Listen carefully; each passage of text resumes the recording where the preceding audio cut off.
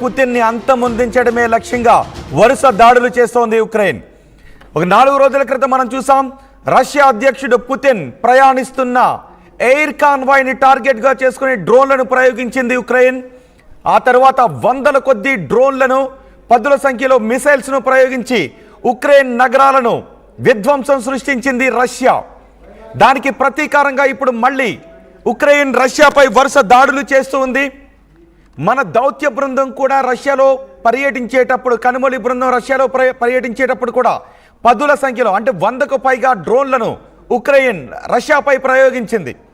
ఆ తర్వాత ఇరు దేశాలు కాల్పుల విరమణ ఒప్పందం గురించి పెద్ద ఎత్తున చర్చ జరుగుతున్నప్పటికీ, మాట్లాడుతున్నప్పటికీ, మాటలు వినిపిస్తూ ఉన్నప్పటికీ ఇరు దేశాలు కూడా వందల సంఖ్యలో డ్రోన్లను ఒక దేశం పైకి మరొక దేశం ప్రయోగిస్తూనే ఉన్నాయి. ఇప్పుడు రష్యాపై ఉక్రెయిన్ వరుసగా డ్రోన్లను ప్రయోగిస్తోంది. దీంతో మాస్కోలో ఎయిర్పోర్ట్లు కూడా మూసివేయాల్సిన పరిస్థితి వచ్చింది. మాస్కోలోని 6 వేర్వేరు ప్రాంతాలపైకి ఏకంగా ఎన్ని డ్రోన్లను ప్రయోగించిందో తెలుసా? ఉక్రెయిన్ ఏకంగా 112 డ్రోన్లను ప్రయోగించింది. ఉక్రెయిన్ డ్రోన్లన్నింటినీ కూడా రష్యా నేల కూలుస్తోంది. రష్యా దగ్గర అత్యాధునిక ఎయిర్ డిఫెన్స్ వ్యవస్థ ఉంది. అదిగో ఆర్టీవీ స్క్రీన్ పైన ఇప్పుడు మీరు చూస్తున్నదే ఉక్రెయిన్ రష్యా భూభాగంపైకి, రష్యాపైకి ప్రయోగిస్తున్నటువంటి డ్రోన్లు. ఆ ఎర్రటి రంగులో ఏరో మార్కులో కనిపిస్తున్నవన్నీ కూడా డ్రోన్లకు సంబంధించిన చిత్రాలు. అన్ని డ్రోన్లను వరుసగా ప్రయోగించింది. ఇప్పుడు మీరు చూస్తున్న దృశ్యాలు రష్యా ఉక్రెయిన్పై ప్రయోగించిన డ్రోన్ల దాడిలో ధ్వంసమైనటువంటి అపార్ట్మెంట్లను, బిల్డింగ్లను మీరు ఆర్టీవీ స్క్రీన్ పైన చూస్తున్నారు. ఇరు దేశాల మధ్య కాల్పుల విరమణకు సంబంధించి అమెరికా ప్రయత్నాలు చేస్తూ ఉన్నప్పటికీ 2 దేశాలు కూడా ఎక్కడ కాల్పుల విరమణకు పాటించడం లేదు. ఈ దాడుల్లో ఉక్రెయిన్లో ఇప్పటికీ పదుల సంఖ్యలో జనాలు చనిపోతూ ఉన్నారు. ఉక్రెయిన్ కూడా ఎక్కడ తగ్గడం లేదు. రష్యాపైకి డ్రోన్లను ప్రయోగిస్తూనే ఉంది. రష్యా మాత్రం ఆ డ్రోన్లను నేల కూలుస్తూనే ఉంది. ఉక్రెయిన్ డ్రోన్లను రష్యా ఆర్మీ నేల కూల్చింది. ఎక్కడెక్కడ ఈ డ్రోన్లు నేల కూల్చిందో ఇప్పుడు మీకు నేను చెప్పబోతున్నాను. బ్రయాన్స్క్ ప్రాంతంలో ఏకంగా 59 డ్రోన్లను ప్రయోగించింది ఉక్రెయిన్. ఆ డ్రోన్లన్నింటినీ కూడా బ్రయాన్స్క్ ప్రాంతంలో 59 డ్రోన్లను కూల్చివేశారు. ఇదిగో చూడండి ఒక్కసారి, ధ్వంసమైన ఆ భవనాన్ని కూడా మీరు చూడొచ్చు. అందులో చిక్కుకున్న వాళ్లను రెస్క్యూ సిబ్బంది జాగ్రత్తగా కిందకు దించి వాళ్ళని రక్షిస్తున్న దృశ్యాలు, ఉక్రెయిన్ దృశ్యాలు ఇవి. ఉక్రెయిన్ పైకి రష్యా ప్రయోగించిన డ్రోన్ల దృశ్యాలు. తాత్కాలిక వైద్య శిబిరాలలో అక్కడి ప్రజలకు వైద్య సాయాన్ని అందిస్తున్నటువంటి దృశ్యాలు కూడా ఇప్పుడు మీరు ఆర్టీవీ స్క్రీన్ పైన చూస్తున్నారు. బ్రయాన్స్క్ ప్రాంతంలో 59 డ్రోన్లను కూల్చివేశారు. కుర్స్క్, టులా తదితర ప్రాంతాల్లో కూడా డ్రోన్లను కూల్చివేశారు. ఈ డ్రోన్లన్నిటినీ కూడా ఉక్రెయిన్ రష్యా అధ్యక్షుడు పుతిన్ని టార్గెట్గా చేసుకుని ప్రయోగిస్తోంది. రష్యా అధ్యక్షుడు పుతిన్ అంతమొందించే లక్ష్యంగానే ఈ డ్రోన్లను ప్రయోగిస్తోందని రష్యా అంటోంది. మా అధ్యక్షుడిని చంపాలి అని డ్రోన్లను ప్రయోగిస్తే మేము చూస్తూ కూర్చుంటామా అని రష్యా అంటోంది. అందుకే ఉక్రెయిన్ పైకి రష్యా కూడా వందల సంఖ్యలో డ్రోన్లను ప్రయోగిస్తోంది. ఇటు రష్యా ఉక్రెయిన్ ప్రయోగించిన డ్రోన్లన్నింటినీ కూడా సమర్థవంతంగా తిప్పికొడుతుంది. రష్యా దగ్గర ఇప్పటికే అత్యాధునిక ఎయిర్ డిఫెన్స్ వ్యవస్థలు ఉన్నాయి. మొన్న మనకి పాకిస్తాన్కి మధ్య జరిగిన సైనిక దాడుల్లో పాకిస్తాన్ మనపైకి ప్రయోగించిన డ్రోన్లను, మిసైల్స్ని కూడా మనం S-400తో కూల్చేసాం. అత్యాధునిక ఎయిర్ డిఫెన్స్ వ్యవస్థది. ఆ ఎయిర్ డిఫెన్స్ వ్యవస్థను కూడా మనం రష్యాతో కలిపి తయారు చేసినటువంటి ఎయిర్ డిఫెన్స్ వ్యవస్థ. రష్యా దగ్గర అంతకంటే అధునాతన ఎయిర్ డిఫెన్స్ వ్యవస్థలు ఉన్నాయి. వాటితో ఈ ఉక్రెయిన్ ప్రయోగిస్తున్న డ్రోన్లను, మిసైల్స్ని సమర్థవంతంగా తిప్పికొడుతూ వాటిని నేల కూలుస్తున్నాయి. ఇప్పుడు మీరు ఆర్టీవీ స్క్రీన్ పైన చూస్తున్నది 4 రోజుల క్రితం రష్యా అధ్యక్షుడు వ్లాదిమిర్ పుతిన్ వెళుతున్న కాన్వాయ్ పైకి ప్రయోగించిన డ్రోన్ని కూల్చివేస్తున్న దృశ్యాలు. ఇప్పుడు తాజాగా రష్యాపైకి ఉక్రెయిన్ పదుల సంఖ్యలో ఏకంగా 112కు పైగా డ్రోన్లను ప్రయోగించింది. అదిగో చూడండి ఒకసారి, అదిగో డ్రోన్ వస్తుంది, మధ్యలో పేల్చేశారు. చూసారు అక్కడ డ్రోన్, అదిగో డ్రోన్ వస్తుంది, ఆ డ్రోన్ని మధ్యలోనే పేల్చేశారు. రష్యా చాలా సమర్థవంతంగా డ్రోన్లన్నింటినీ కూడా తిప్పి కొడుతూ ఉంది. రష్యా ఉక్రెయిన్ మధ్య ఈ వాతావరణాన్ని తగ్గించాలని అమెరికా ప్రయత్నం చేస్తున్నప్పటికీ 2 దేశాలు కూడా ఎక్కడ ఈ డ్రోన్ల ప్రయోగంలో, ఎయిర్ స్ట్రైక్స్లో ఎక్కడ కూడా వెనక్కు తగ్గడం లేదు. ఉక్రెయిన్లో పదుల సంఖ్యలో భవనాలు నాశనం అవుతున్నాయి. పదుల సంఖ్యలో సాధారణ పౌరులు కూడా చనిపోతున్నారు. అదే సమయంలో ఒక్కొక్కటిగా ఉక్రెయిన్కు సంబంధించిన గ్రామాలను కూడా రష్యా ఆక్రమించుకుంటూ వస్తుంది. ఒక్కొక్క గ్రామాలను ఆక్రమించుకుంటూ రష్యా సైనికులు ముందుకు వెళ్తూ ఉన్నారు.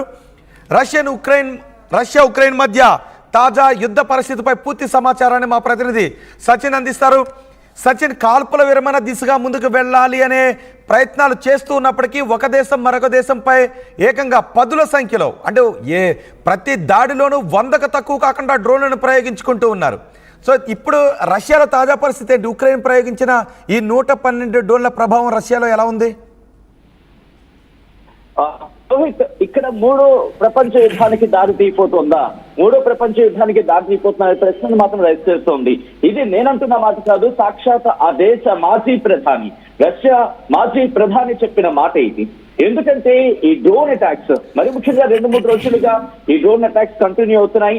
ఈ నేపథ్యంలోనే ఇక్కడ ఒక మాట వినిపించడం జరుగుతుంది. ఎందుకంటే వందలాది డ్రోన్స్ కి అటాక్ అవుతున్న పరిస్థితి ఉంది. ఇంకా 900 డ్రోన్లు నిన్న కాక ముందు అటాక్ చేసిన తర్వాత ఈ రోజు 100కు పైగా డ్రోన్స్ అటాక్ కి సంబంధించి మాట్లాడుతున్న సందర్భం. సో ఈ సినారియోలోనే ఇప్పుడు మాట్లాడుతున్న పక్షంలో ఇక్కడ మాస్కోకి సంబంధించి ఒక కీలకమైన ఎయిర్పోర్ట్ ని టార్గెట్ చేసినట్టుగా ప్రస్తుతం అంటోంది. మాస్కోకి సంబంధించి అలాగే జుకోవ్స్కీ ఈ 2 ఎయిర్పోర్ట్లను కూడా టార్గెట్ చేస్తున్న నేపథ్యంలో వాటికి సంబంధించి డైవర్షన్స్ కి వెళ్తున్న పరిస్థితి ఉందంటే అర్థం చేసుకోవచ్చు. దాంతో పాటు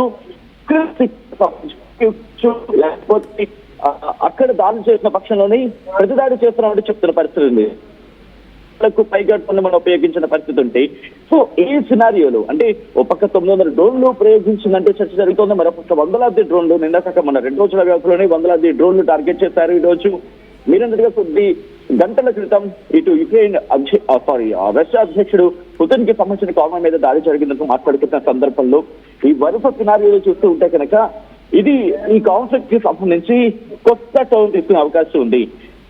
ఎందుకు నేను మాట అంటున్నానంటే డొనాల్డ్ ట్రంప్ నిన్న కాక మొన్న కొద్ది గంటల క్రితం ఆయన ఒక అంశాన్ని ప్రస్తావించడం జరిగింది. రష్యా యుక్రెయిన్ కి సంబంధించి మాట్లాడుతున్న సందర్భంలో రష్యాని ఒక మాట అన్నాడు, యూఆర్ ప్లేయింగ్ విత్ ఫైర్, అంటే నువ్వు నిప్పుతో చెలగాట మాడుతున్నావు అంటూ పుతిన్ ని ఉద్దేశించి అనడం అసలు ఏం జరుగుతోందనేది అంటే ఇక్కడ మళ్ళీ దీన్ని రెచ్చగొట్టే ప్రయత్నం జరుగుతోందా, యుక్రెయిన్ దాడులు చేయడం, యుక్రెయిన్ డ్రోన్ దాడులు పెంచడం, దాంతో పాటు డొనాల్డ్ ట్రంప్ అనే వ్యక్తి రష్యా మాట్లాడతారు. ఎందుకంటే రష్యాకి అమెరికాకి పడి సాగదు కాబట్టి అటువంటి సందర్భంలో అన్నాడంటే ఓకే.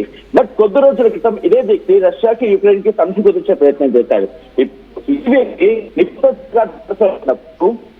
రియాక్ట్ అయింది. మరి ముఖ్యంగా రష్యాకి సంబంధించిన మాజీ ప్రధానుడు సైతం రియాక్ట్ అయ్యి నిప్పుతో చెలగాట వాడడం, ఆ ప్రమాదం సంగతి పక్కన పెట్టు, అసలు ప్రమాదం అది కాదు, అసలు ప్రమాదం ఇది మూడో ప్రపంచ యుద్ధాన్ని చూసుకో అని చెప్పి ఇండైరెక్ట్ గా వార్నింగ్ ఇవ్వడం. అంటే ఇటు రష్యాలో కూడా పుతిన్ కి మద్దతు పెరుగుతున్న పరిస్థితి ఉంది.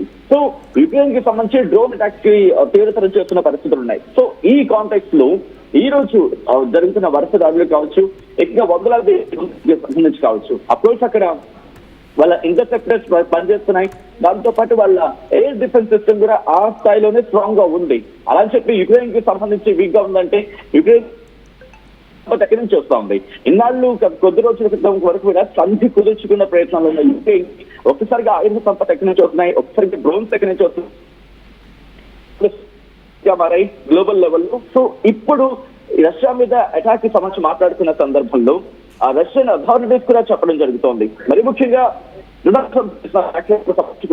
సందర్భంలో ఒకసారి మళ్ళీ యుక్రెయిన్ అధ్యక్షుడు జెలెన్స్కీ విషయాన్ని ప్రస్తావించే ప్రయత్నం చేస్తాను. ఎందుకంటే